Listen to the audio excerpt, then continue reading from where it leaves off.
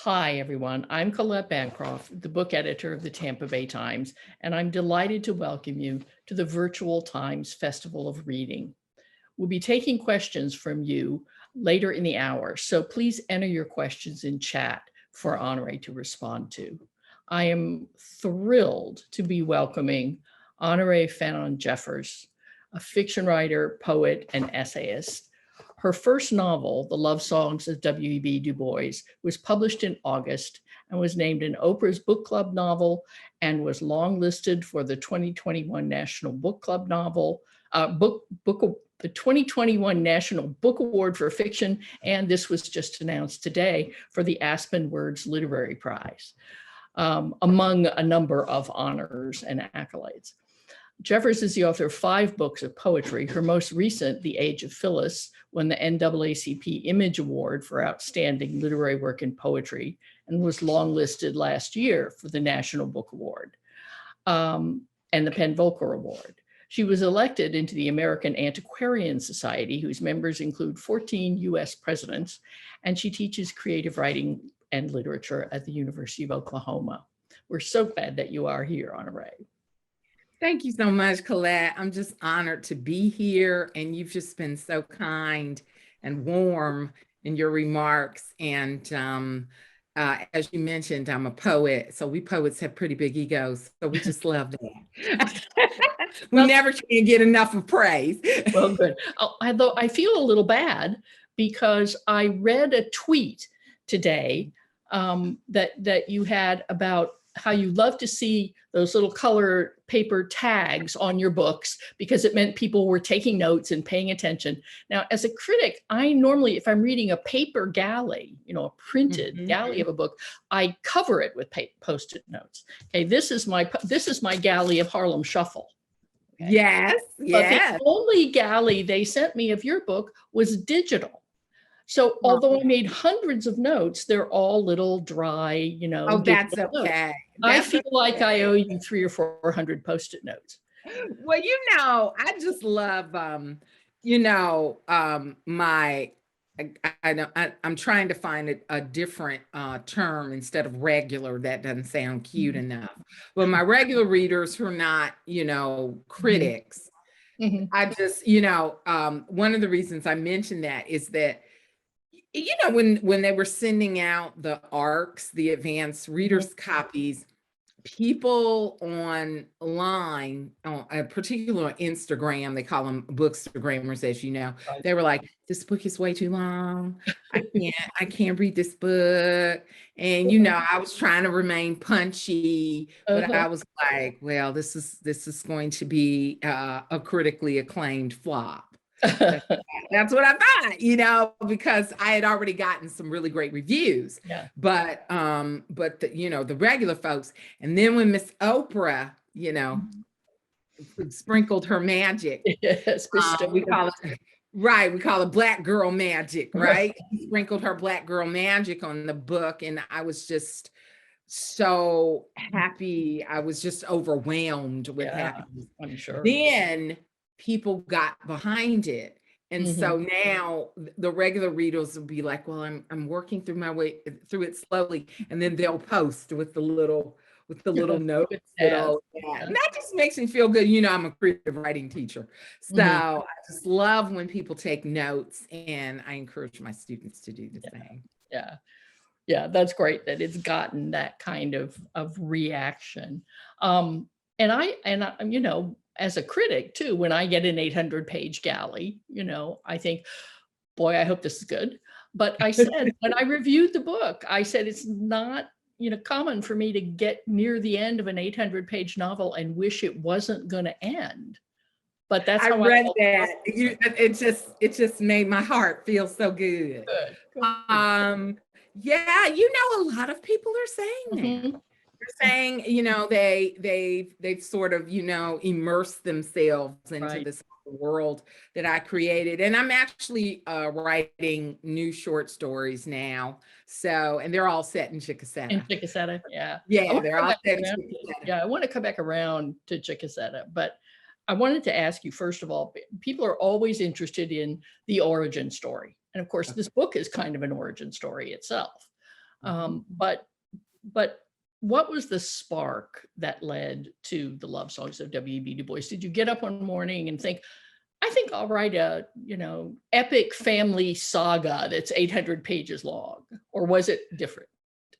Absolutely not. What happened was back in graduate school, I used to write short stories. I'd started writing short stories. I was lonely. I was the only African American poet, and then there was one African American fiction writer, and that was it. And I was very lonely. And so I started writing short stories, but they were mostly sort of mood pieces. There wasn't a lot of plot, but I started, as you can tell, I'm very character forward. Yeah. But character is what I do, I would say, the easiest. Plot is something that I really work hard on because I just love my language, right? Yeah. So what happened was I started writing these stories. And then when I got out of graduate school, I published a few. And then my literary agent, Sarah Burns, first read one of my stories that there's a small sort of vignette about this lady, Miss Jolene, around maybe a third of the book or whatever. And so when she took me on, she was like, I really think you should write a novel. And I was like, I only want to write short stories. And, Sarah keeps it real, even though she's very nurturing. And so she said, there's no money in short stories. Right. And I've been I love short stories, but I love short stories. Alice Munro, O.M. Oh, yeah. I want to be the love child of Alice Munro and Zora Neale Hurston. That sort of language. I mean, because one thing that I think, I'm not a master like Alice Munro, of course, but she really captures the domestic interior. Yes. Oh, yeah. She's so brilliant. And I love the domestic interior. I feel like there's politics, there's more than just family, as it were. So anyway, did a good job of that in this book. I did my best, and what you see in there is Alice Munro. Just I'm just like a stalker fan of Alice Munro. So I started trying to write a novel for Sarah. I was about to say I've been criticized by some people for bringing up my literary agent, because but she was my first editor. She's my first editor and the first person that truly believed in my fiction talent. And so she's more than just a literary agent and somebody who's about money for me. We've been together for 16 years and I didn't make a lot of money. I mean, I don't want to bring people who can't make her money her way, but I'll just be honest. I didn't start making money for Sarah for a very, very long time. And she would just say, I know that you have this brilliant novel in you. And I just thought she was being nice because she's a mom and everything. And so what happened was I lied and told her I was going to write a novel. I knew it was a lie at the time. And so I would send her my little mood pieces, and she would say, well, this is nice. See where this is going, and we'd have our conversations maybe once a year, which is funny because we talk so much now, right? We talk on the phone, we text, we email. And so, but there's, a lot going on now. And so finally, I had written a short story about Ailey. And so, I really liked her voice. Yeah, her voice is so wonderful. I really liked her voice. It was tough. It was, she has this irreverent sense of humor. She's very taken. And so I decided I was going to expand. I've told this story before. I decided I was going to expand that story into a beach read. That's what I decided. I was going to write a beach read. It was going to be coming of age and Mhm. some romance and a little family drama, which is Mhm. funny because there's so much family drama. And that's what happened. And then I started having dreams. And that was when the songs came to me. Right. Right. And it took me a while to understand that this was not a separate project. Yeah. And so the majority of the crafting of the book, Colette, Mhm. comes from my figuring out how to weave the story and the through line Mhm. with the historical with the contemporary. Yeah. Yeah. That took 5 years. Wow. And also I didn't know how to write a novel. So I was reading Yeah. craft First books. I time. Mhm. was doing all of that It because sounds like at one point you sort of felt like you were writing 2 novels. one point I did think I was writing 2 novels. But then one particular dream that I had, and when I would have these dreams, language would come to me. And Mm. so the other reason that I thought it was 2 novels was that the language is so different when you Yeah. read the songs, Mhm. but as I've said before, when you have a lot of pain Mhm. in a particular piece of work, the more pain you have, the more beauty Mhm. you have. Yeah. Like Mary Poppins, a spoonful of sugar helps the medicine go down. And a lot of beauty in the language Mhm. helps you to move through, this sort of pain. But the Right. other tacit promise that I made to my readers, in my spirit, was that if they could go through all of that pain, there would be joy on the other side. Mhm. That I wasn't going to take them through all of that. And every piece of pain is necessary. Mhm. It's not, spectacle, trauma, and Yeah. violence and all of that. It's needed to understand the story of Mhm. America through the eyes of this one American family. Right. So, but I didn't know, Colette, I didn't feel this sort of monumental thing in me. I Mhm. was just writing.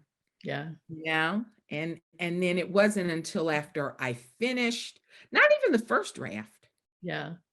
you know, several drafts in. Yeah. It was really after I finished line edits and I went back and I read it Mhm. that I knew that this was a very serious book.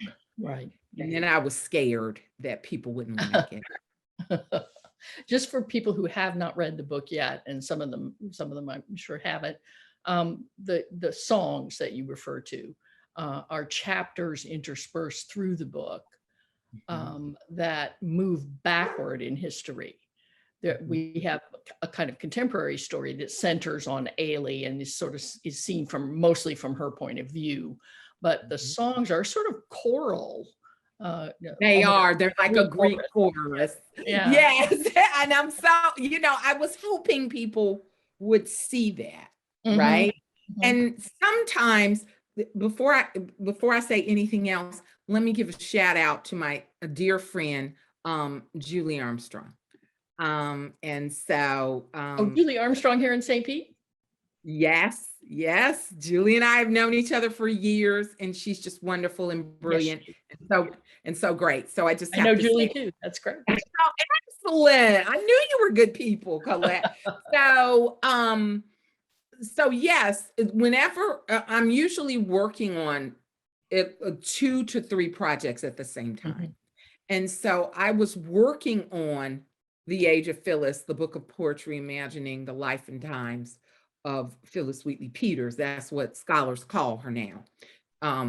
Thanks to me, just like we have to call her, Phyllis Wheatley Peters.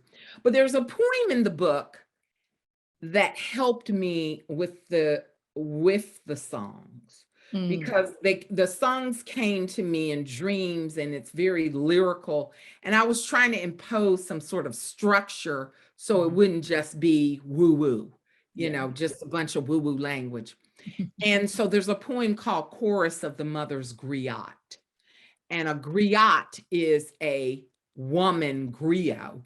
And a griot is a historian and a poet, and usually attached to one family. Or traditionally, now they sort of are at large. Yeah. And so the chorus was African women, you know, speaking together. Yeah. And so in the songs, they aren't African and they aren't really human. It's the land. Yeah. It's the gods, the life force, the universal force of the indigenous people who live here, right? But they belong to everyone who steps foot on the land. So I'm not even sure I can explain who the narrators are, but I wanted to be very clear, because at some point someone was saying, oh, these are slave narratives. And I was like, no, these are not slave narratives, because we're starting with an indigenous story. Right. So yes, it's very much, you know, a chorus. Yeah. And it's the story starts, the first of those choruses start in the land in what would become Georgia, that would become Chickasetta. But the story of Ailey's family begins before really the United States is the United States. And her family stays tied to that place, but it's also the origins of the family from the very beginning are Creek and Wolof and Scottish, and you know, they're all races. The whole one thing that the story of this family sort of dismantles is the idea that there was ever any kind of pure race of any kind. That race becomes for this family both the central unavoidable fact of American history, but also kind of a fantasy. What, you really went deep into this book. I feel like you're all in my brain. Yeah. Well, I like it there.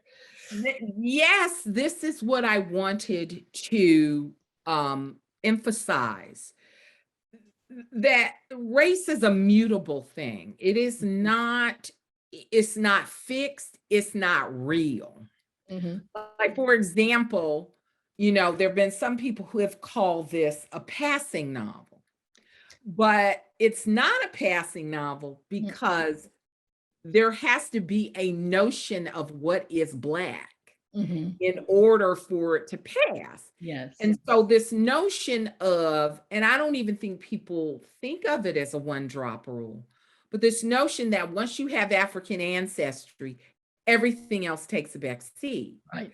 So for example, you know, I'm not telling any spoilers because it's such a big book, but Miko, who starts the first song, Miko is the grandson of an African young man, right? This African young man comes in and then he marries and then he leaves, right? Because he's been fleeing slavery. Right. And there's this attitude, well, oh, okay, now these are Black children, but they're not. The Creek Muskogee culture, Cherokee, Chickasaw, Choctaw, and Seminole are all matrilineal tribes. That means whatever your mom is, you are. And so therefore, just because someone has African blood, if their mom is Creek, they're Creek. And so that's what I'm trying to indicate, that race is both a real thing now, and it's an absurd thing. So what I'm more concerned about is culture. Yeah. So culturally, I'm African American. You know, typically I'm clearly African American. I'm a deep brown, nudging into dark brown Black woman. I have kinky curly hair, the whole shebang. Yeah. But I also have Native American ancestry.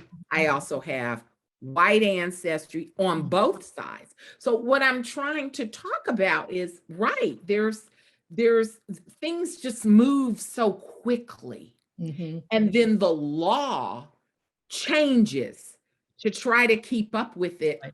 And it's all about power, and it's all about theft Yeah. of the land. Yeah. With the Native Americans, it's about theft of their land. With African Americans, it's about theft of their reproductive power and their labor power and all of that.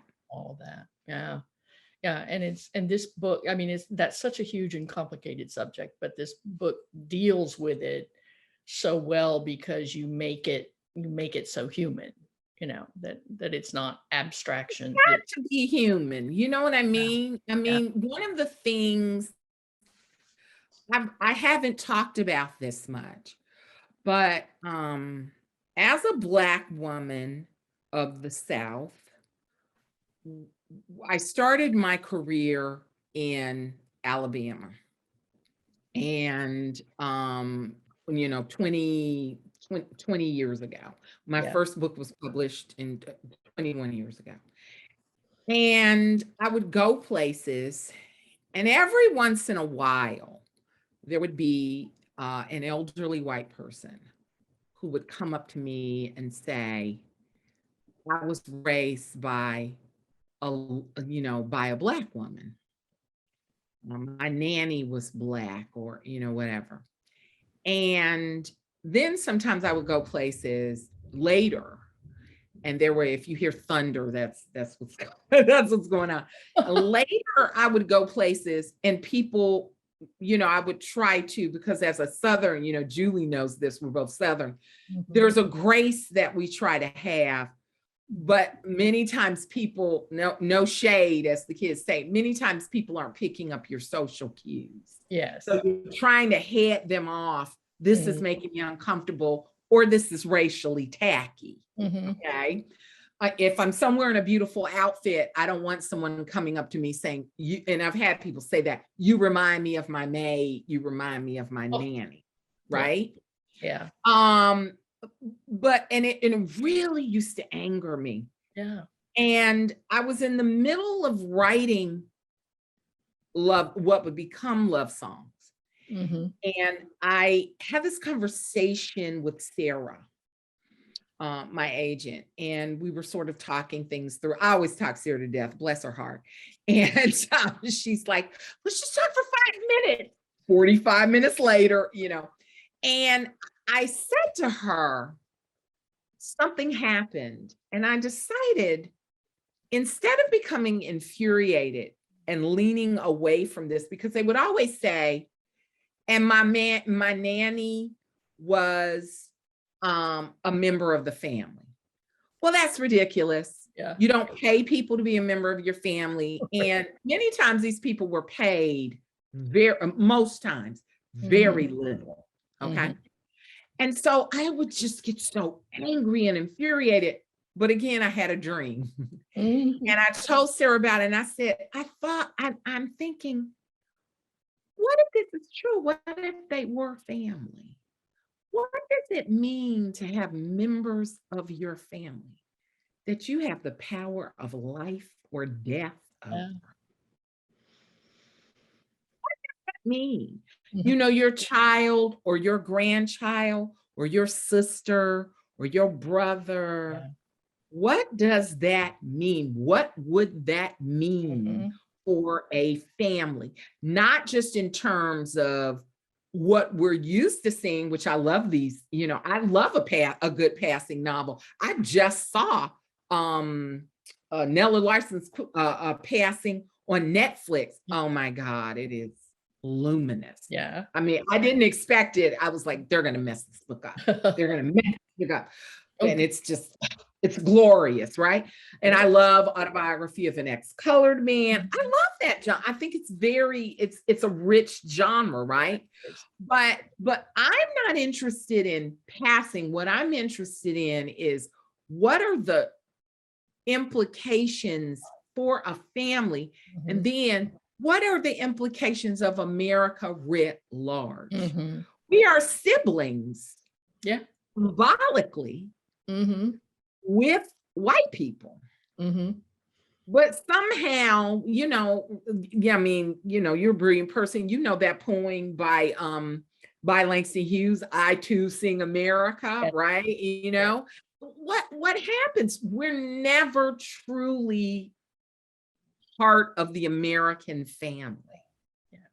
And that's what I was really fascinated by. And there are no answers to it. I just wanted to explore. To explore it. Although I think that anger used to feel at those clueless people who told you, that their nanny was black. It gave you one of the funniest characters in the book, Rebecca. Oh, Rebecca. People were like, oh, she's a caricature. I'm like, oh no, sweetie. If only. There are plenty of Rebeccas out there. The difference is, and this is the thing, I wanted to see what would happen with a young person. Yes. Yeah. Right. With a young person. Yeah. This is someone who's a grad student with Ailey. Who's a grad student and who should know better not to be talking about her nanny in front of, and married to a black man. Yes. Although I've met, some folks like that. It's deeply troubling.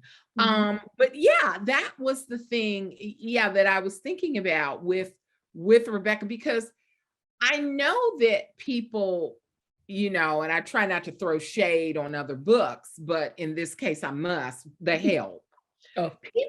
People, a lot of Black people love that book. Okay. And not just white people, but the thing is that we all I want it too, a simple story about race relations. We all want something without nuance, because if we have to, and that's why the book is so long, because I want people to understand there is no way that you can understand the story of America, which is the story of race. People try to pretend like that's not the case. From the moment that the first settler came here and encountered an indigenous person, boom, there it is. Okay. There it is. And so I wanted people to understand the minutiae of how this country came to be. It can't be simple. I want it to be simple, because if the problem is simple, then the solution is simple. Yes. Let me ask you something a little related, well, a little bit off that, but related, and then in a little bit we're going to go to audience questions. But this really, in the book it's about race, it's about a family, but it's also about history, and history on the grand level, history on the personal level, and all kinds of things in between.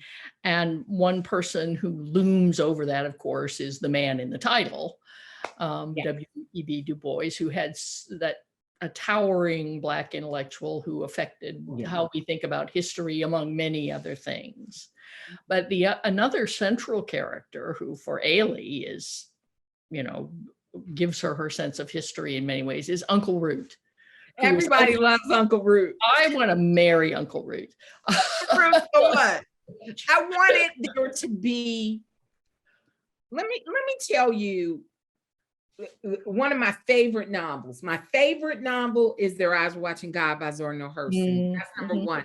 Number two is Beloved. Okay, by Toni Morrison. And one of the greatest characters in American literature is Paul D. Paul D is a tender man. Yes.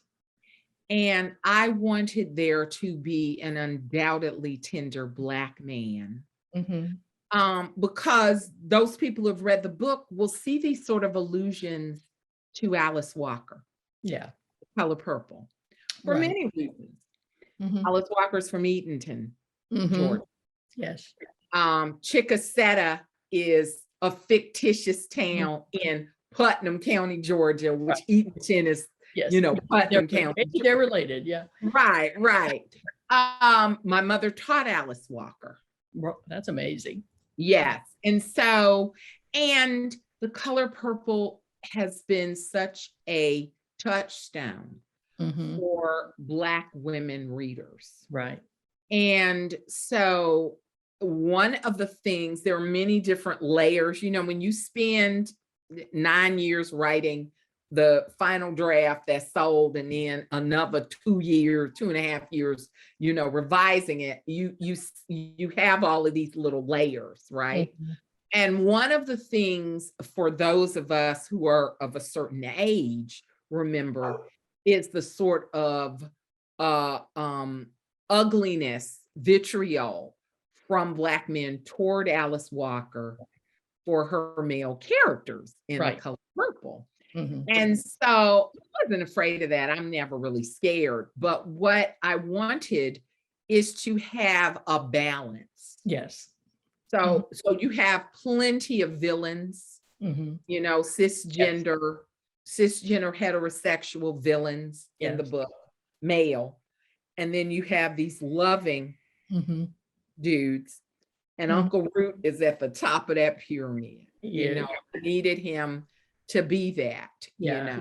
And he is. But the thing I wanted to ask you about, he's a historian. Okay, he's a professor. He's been at several HBCUs. He's a distinguished professor of history. And when he was a young man, I think he was still a teenager, he met Du Bois. Yes. He tells that story. He tells that story several different times in several different ways. Always different. Yes. You know, history, you know, we hopefully we know that, you know, history depends on who writes the history. And that's exactly why that story, oh my God, you were so great, Colette. That's why that story changes. Yeah. Because you can be at one place in your life and you'll see something that happens. I think we're getting a little nudge saying it's almost time for readers' questions. Over. Oh, okay. And that's what I wanted. Oh, they said no. Right. And that's why I wanted that story to change. And what's really interesting to sort of circle back to, you said how the book evolved, or how, you know, initially Uncle Root was just a one-off character. Oh, wow. Yeah. He was just a one-off character. And that story about Du Bois was just sort of, have I ever told you? And we never really came back to that. Yeah. In the first, you know, hot mess draft. And there were several drafts that were hot mess. They were just lesser hot mess, you know. Now, I understand that this is a very unusual story. I heard that you handed in a 450-page draft and they asked you to write more. That's like you know, my editor, Aaron Wicks, who at Harper, the great Aaron Wicks, I always say Aaron Wicks is a genius and the world needs to know. Aaron is a young white woman, and we are probably as close to soulmates as a writer and an editor can be. So we just vibe. Yeah. And so I was concerned about the book was too long at 450 pages. So what happened is Erin tricked me. So she says to me, we laugh about it now. She says to me, you know, when we're going through the big overhaul draft, right? So we had a big overhaul draft, then we did line edits, and then we did copy edits. So she said, well, we had an overhaul draft, then we had little small things that we were working on, then line edits, then copy edits. So it was a lot of work. Sure. And when we got ready to do the overhaul draft, she said, I just want you to go and write. I've got, other, because your editor always has other authors.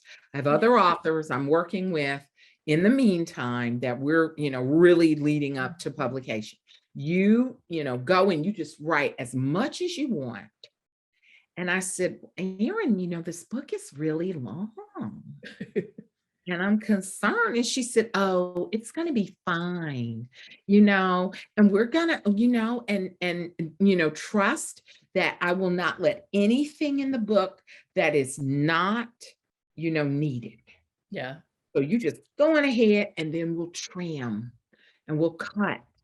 And so I went off and I wrote.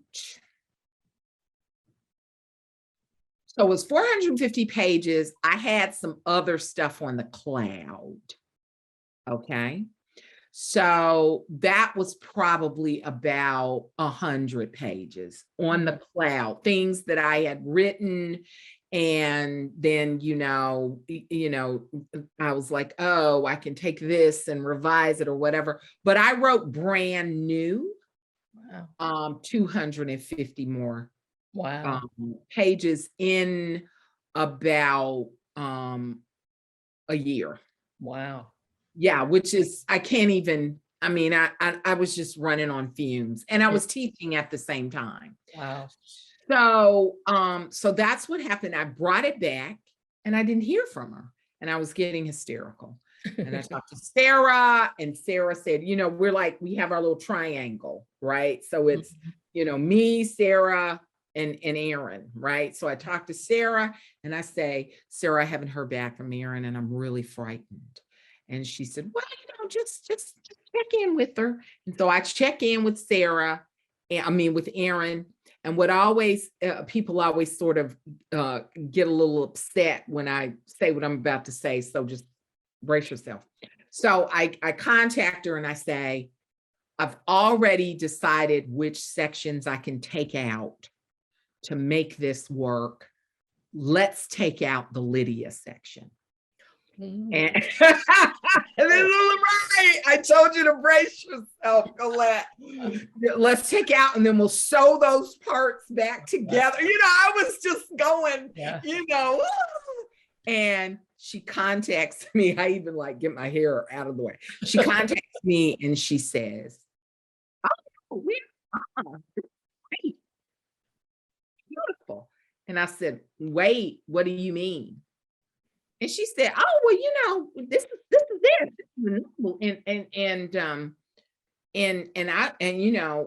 So it was like at 700 then. She said, in fact, I want you to write even more. And I said, what are you saying, Erin? Stop. This is crazy. And she said, this is a magisterial epic. Wow. And you are brilliant.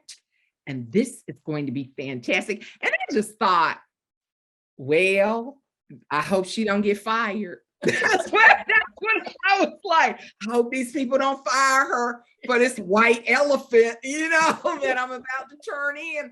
It wasn't until the Publishers Weekly. It was like they all came sort of in a bunch. Yeah. I think it was Booklist, Publishers Weekly, Kirkus, Book Page. Yeah. Once, because Kirkus will drag people. Once that Kirkus star came in, I was just flabbergasted. Yeah. I said, is this actually, I loved it, know. Everybody loves their little big-headed baby. You see these moms and they had a little big-headed baby and they had like one sprig of hair and then they have like a little ribbon with Velcro. A little bow on it. Yeah. Right, a little bow. And you're like, oh, that's all you can say because you don't want to say nothing about somebody's baby. And that's the way I felt. Yeah. But then that happened. And then there were some bookstagrammers who were getting behind it on Instagram who were encouraging other people to read the book. They were like, y'all need to understand, this is it, this is what. And then it was slowly gathering steam, and then this opened. Yeah, that's great. It's wonderful. Writers all over the place are jealous of you, if only because she kept asking you to write more. I know writers who have said, they told me to cut half of it. They told me to cut half. Yes. And I had somebody, like, I turned in an essay once for somebody a friend. Yeah. Who's no longer really a friend, but I turned in an essay precisely because of this. And I'm a very serious person. And a lot of people don't really know that. So because, I'm a large Black woman and I'm kind of, playful and all of that. And I think the reason I'm like that is when you stay so long, Colette, in very serious places, you just want to be bubbly and yourself. And so I had turned in this essay he had asked me to write, and it was 13 pages long or something like that. And he turned it back to me, and he had cut 8 pages out. And then he said, I really want you to, to be sassy. The way he used the word sassy. He said sassy. So it was like, do your whole mom's Mabley thing. This is what I'm thinking in my mind, and I was just like, wow, that's really racist and insulting. And it really hurt my feelings.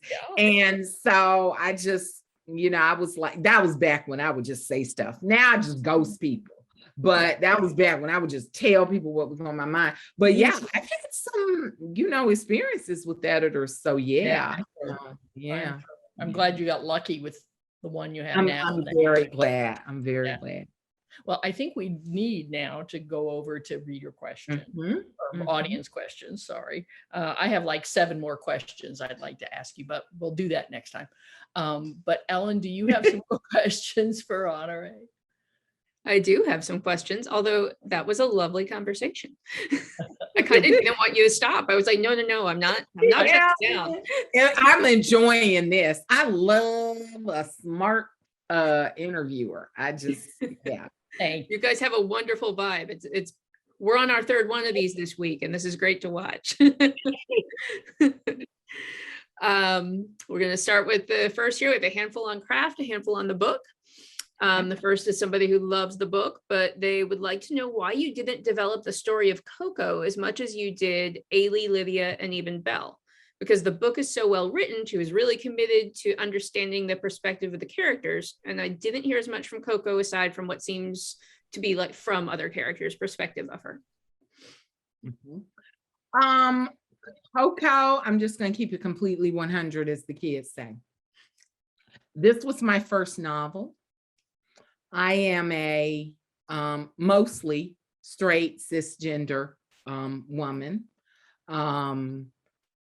And so I didn't feel like I had the skills to write a lesbian character. I was already taking a great leap writing Indigenous characters. I was terrified that I was going to be dragged. What you see in the book, those, 40, 50, pages or whatever, I spent 6 years of research doing all of that. I didn't want to practice writing a lesbian character in my first novel and get it wrong. People will be hopefully happy. There is a Coco novel coming. Right. Oh, we're always going to stay in Chickasetta. We're always going to be there. Chickasetta is rich. There's all kinds of stuff going on, and history and contemporary and stuff that crosses, whatever. You have those families, the Franklins, they're still in Chickasetta. You have other families that were only referenced a little bit, like the Sweets. And the Benjamins, and there's all of that. But yes, I loved Coco, but I just was like, I need to get my skills right, because I can't get her wrong. And so yes, there, you know, now that I feel like I have my skills together, I'm going back to that very fertile ground of LGBTQ characters, and also doing research on how on how that changed the attitudes, homophobia, transphobia, and all of that changed because, you know, many indigenous cultures do not have those sort of points of view, right? So all of that, because if I was going to write Coco, then I was going to have a mirror. I was going to have a mirror of, you know, of a character in the songs, and I just wasn't ready. Yeah. And so I'm just being honest. And I I want miss more Coco. questions, but I'll stop. I miss Coco. You research it now. Right. I really wanted her, but I was scared. Yeah. Glad she'll be back. Yeah. What craft books helped you make the transition to fiction? Woo. Now see, did Julie ask that question? This one was not Julie, but we have one from Julie that is along Okay. the lines. I wish I could tell you. I can't even remember them. This is why I'm not a historian, right? I have a friend who has a PhD in history, and she says I'm a historian after the age of Phyllis, but I can't remember, like instantly when people ask me something, my brain just goes. But I can tell you that there were authors that I read for craft. The Russians, I love Tolstoy. Obviously, I have a t-shirt that says Negro Tolstoy that I made. I love Tolstoy.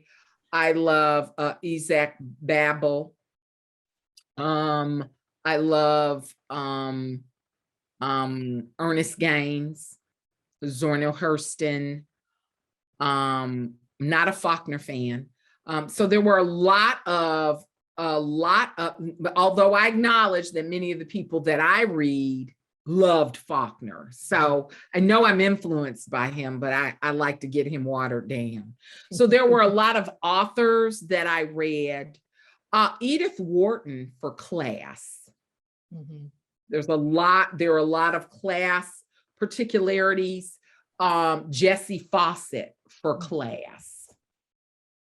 And then of course I read and reread the Du Bois biographies, even though you don't get huge amounts of the biography. I just needed to be aware. I had to change, for example, dates in the book because Jessie Fawcett and W.B. Du Bois fell out in 1924, in the spring of 1924. And so therefore, Uncle Rude had to have met them at a particular time before they fell out. So there's all of that. So yeah, but craft books, and of course, I'll remember everything after I get off of the Zoom. That happens all the time. But yeah, I read a lot of craft. And there was one essay, I wish I could name it, in Poets and Writers, where it was a guy that wrote it, and it really opened up what I was trying to do, because I started off a short story writer, and it was in Poets and Writers, and he said that a short story is a song, a novel is a symphony. And you have different movement. And it was just like, that was it. That just opened it up. And that's why when you see all those different kind of movements, but we come back to the main, you know, the main tune or whatever. I'm not a musician. So anyway. This is related, and this is from Julie, who is pretty much our fourth panelist now. I see Lucille Clifton's book behind you. Can you talk about her influence on your work? Oh,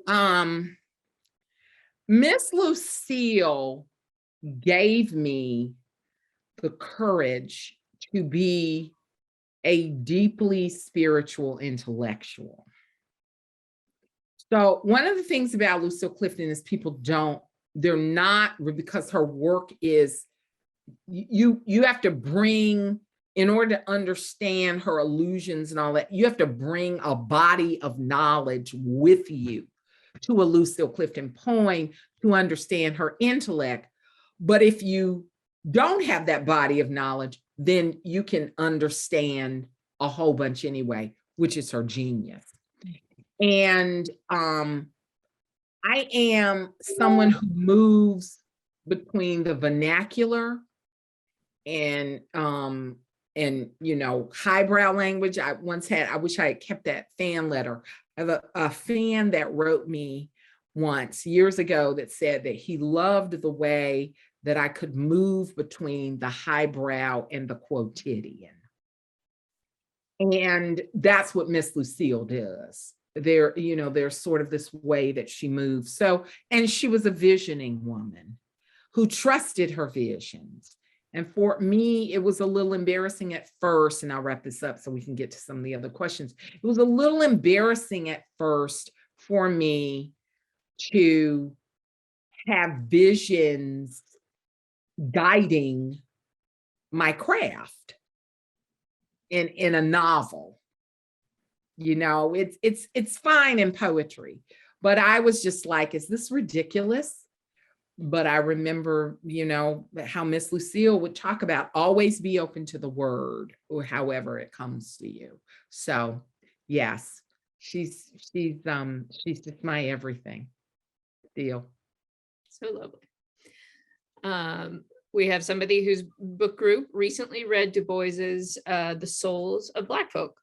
And said it was a revelation to so many what a brilliant man he was and how he defined the problem, but people didn't listen. Do you think there's a writer today who people are really listening to?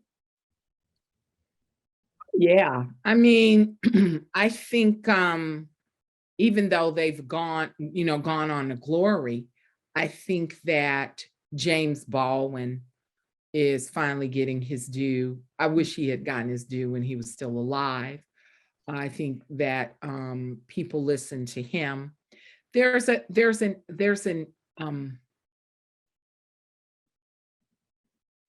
aching tenderness to his brilliance that I've seen people compare to him, but I've used this analogy before. There's a jazz singer, Liz Wright, and I saw her once in an interview, and she was talking about people compare her to another jazz singer, Cassandra Wilson. And she said, I love Cassandra Williams' voice, but our instruments are so different. And so I don't think there's anybody who has James Baldwin's instrument. Toni Morrison, of course, people pay attention to her. She's a near deity, I think, in American literature. And then I think there are some younger writers who are coming along, right? I'm not a younger writer, but I wouldn't put myself in that category of Baldwin and Morrison. I think, come back to me in maybe 25 years, right? But I think Ta-Nehisi Coates is a brilliant guy. I'd like to see that reparations book that I thought that he was going to write. When we read the reparations essay, I thought there was going to be a whole thing. But I think he's a brilliant guy. Taya Miles is very brilliant and has range, but a lot of people don't know her. Saidiya Hartman, again, is incredibly brilliant. I think a lot of academics and deep readers know her. But I don't think that that we're ever going to come back to that place where you see someone like Du Bois who stands, you know, on the top of that mountain. We're just not in the same place anymore. Keeping in mind, he was born in the shadow of slavery. He was born in 1868. I just don't even think we make people like that anymore. We are out of reader questions, but we have 5 minutes, and I know that Colette has a list, so she has amazing questions, and I'm going to let her finish it off. I'm ready, Colette. I love the way your mind works. Okay, I'll ask you one that probably won't take too long, at least. At what stage, you talked about it took you about 11 years overall to research the book, write the book, rewrite the draft, all of those things. At what stage were you in finishing the book, producing the book, when the pandemic hit and when George Floyd was murdered and that summer protests began? And did that interact with the book at all? Let me tell you something, Colette. I don't know what's going on with you tonight, but you just deep. You just going deep. And it's like this is weird, okay? So in a good way, what I will say is that the book was already, pretty much written, and I was in edits when the pandemic hit. Yeah. Keeping in mind that I basically been on book tour since March 2020 because The Age of Phyllis came out. But what happened, particularly when January 6th occurred, I was we were a little late with getting the book in, and I was still tweaking line edits and all of that. We were supposed to be in copy edits, and it was, we were just kind of down to the wire. When January 6th happened and the domestic terrorist attack on our nation's capital happened, it was a really strange moment because leading up to that, up until 2017, so that was around the 7th year or something like that, or the 8th year that I was working on the novel, I thought, oh, okay, this is about the past. And we're done with this, right? So when President Obama had those 2 back-to-back terms, I thought, well, this is good. We're in a different place. And but people still need to know how we got to this place. Because at that point, I wasn't thinking about this as a book about America writ large. It wasn't until I was in line edits that I began to understand that my project was very large. And because I think if I had been thinking about that, Colette, I would have never finished it. Okay? Yeah. Because it would have frightened me. Yeah. So I was like, well, it's fine. And I don't want bad things to happen just so I can sell books. That's the way I was. Yeah. And then who shall not be named, it's like Lord Voldemort in Harry Potter, I do not mention names, was elected. And I still was like, well, how bad could it get? What I actually said, how bad could it get? Yeah, we had certain people in office, I didn't agree with their politics, and well, it got bad. One person started a war, But even being an African American, there's a selfishness. You're thinking, well, that's over there. That's never coming here. Yeah. We're never going to have those problems. Yeah. And then it kept getting, then the Tiki Torch men in Charlottesville, Tiki Torch anti-Semitic, white supremacist rally. And then it just kept getting worse and worse and worse and worse. and then George Floyd. And I thought, this is not just about the past. This is a timely book. Mm-hmm. But I grieved. Yeah. Because I didn't want it to be timely. No. I still don't want it to be timely. Yeah, it would be great if it were history. It would be great if it were history. Mm-hmm. Yeah. All right, I'll ask you one more thing, and what are you working on next? Short stories, chick set of short stories. So some of our favorites, not Uncle Root, but some of our favorites from, or what people have told me are their favorites from Love Songs will be appearing in the short stories, and essays about my being Black and a woman in America that centers Blackness. I think that's very important for me. Not, being African American means that you have had to tolerate certain things and there's been oppression, but I never want anybody to ever think that I want to be anything else other than African American. It is my joy to be part of this, of my culture. So I'm doing that. And last but not least, I am writing the biography of Lucille Clifton. Oh, wow. Yes, I was commissioned by John Freeman at Knopf, and I'm just scared but thrilled. Yeah, yeah. Well, that's great. Those all sound great. I'm looking forward to all of them. Honoree, thank you so much. Thank you, Colette. This has been so wonderful. I appreciate you. It's just been a delight to talk to you. The book was a delight and you're a delight. And I'm so glad that you could join us. And I'm looking forward to having you join us with another book in the future. And you and I and Julie can go out and have a drink. Oh, yeah, that would be so good. Once we get past the pandemic, yes. Yes.